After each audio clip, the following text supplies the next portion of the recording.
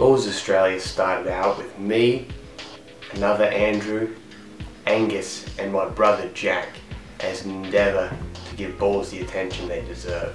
We all had a special ball that we picked. I was the football, Angus was the golf ball, Andrew was the soccer ball and Jack was the tennis ball. And together we formed Balls Australia, you know, as a collective. You know, we've reviewed over 100 balls. We've given every single ball type almost it's deserved praise or criticism. We've had many times when we've almost got too angry because of balls. Balls have riled us up. Balls have really got us annoyed or happy or overjoyed, because that's what balls are. They are an item that does so much for this world.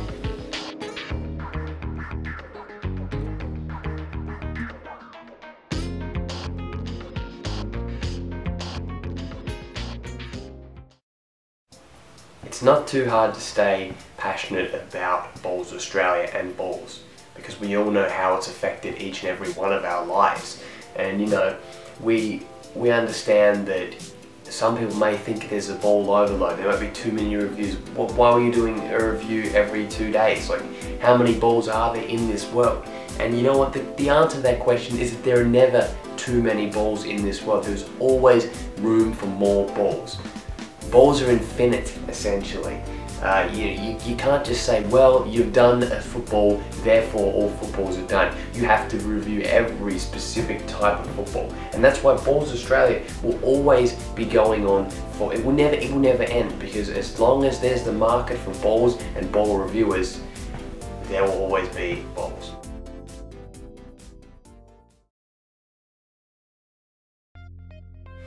The most viewed video presently is the Spalding high bounce ball. Now that is a specific ball which it seems to apparently attract a certain market of people. People want to see bouncy balls. They want to see balls that make them go wow.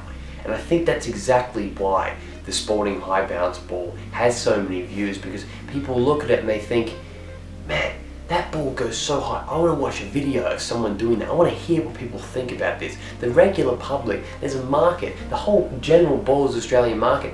Who would have thought to have gone to that level? Who would have thought to actually dedicate an entire channel to reviewing these specific balls? No one. Balls Australia has and always will be a channel about balls, and a channel about making balls relevant, keeping balls in the limelight. Balls have always been something important, they've always been something a part of our lives, and creating Balls Australia helps give balls the attention they deserve. It's as simple as that. It's a simple philosophy. We review balls of different shapes and sizes. I mean, what more is there? Balls are an integral part of what we do. If you want to have fun, you play with balls. You want to feel something nice, you touch balls. You know, you want to get angry, you kick balls. You know, you can do so many things with balls. You can cup balls. You can, you know, hit balls. You can eat balls if you really want to. In fact, there are even balls that you can suck. There's plenty of things you can do with balls. There's certainly been our fair share of turmoil on this channel, you know.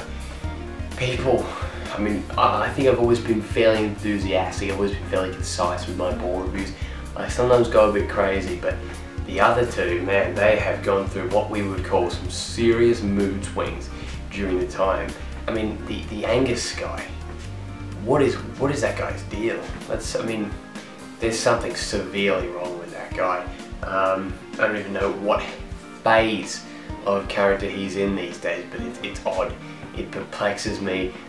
He's been like a businessman, he's been a psychopath. I mean, well, like you can really call a psychopath a phase. I mean, he's been homeless, he was on the streets.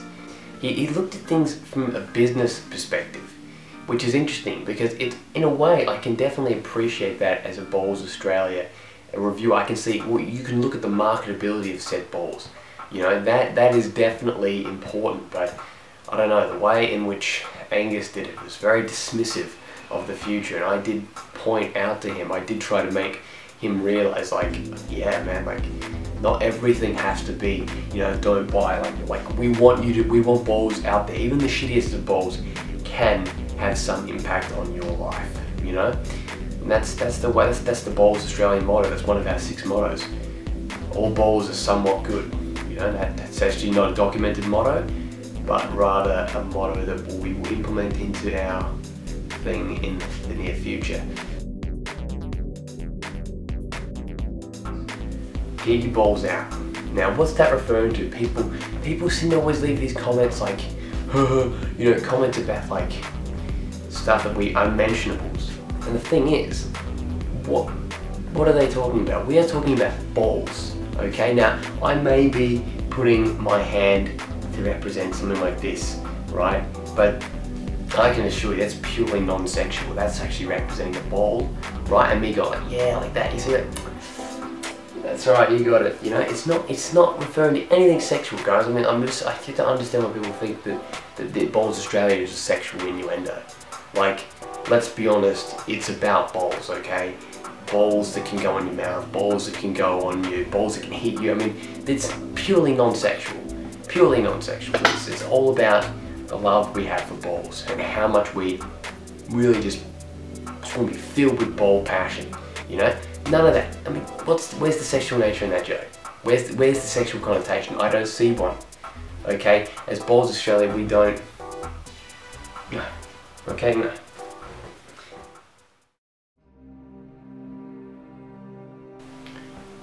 One thing people have been asking me, where's Andrew? Where's Not So Enthusiastic Andrew?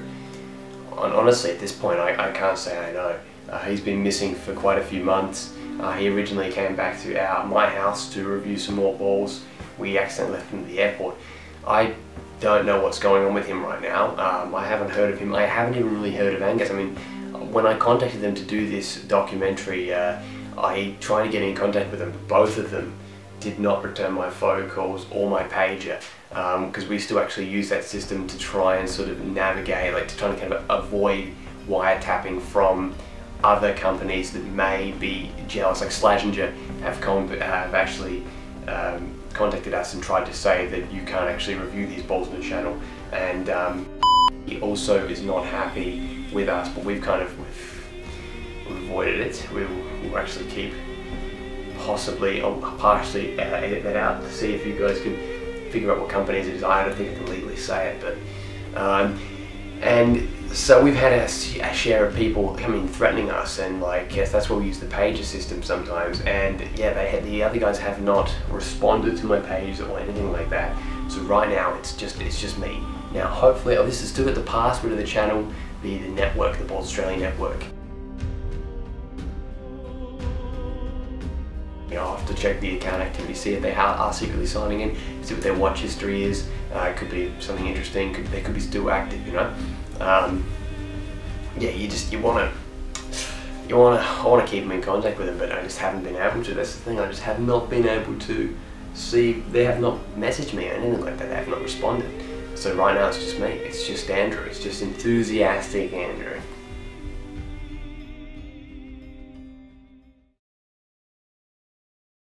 The Balls Australia saga is certainly not over. We've got a lot of unanswered questions as to where the whereabouts of 2 of the 4 original members are. One of the original members is manning this camera right as we speak, but that's not relevant.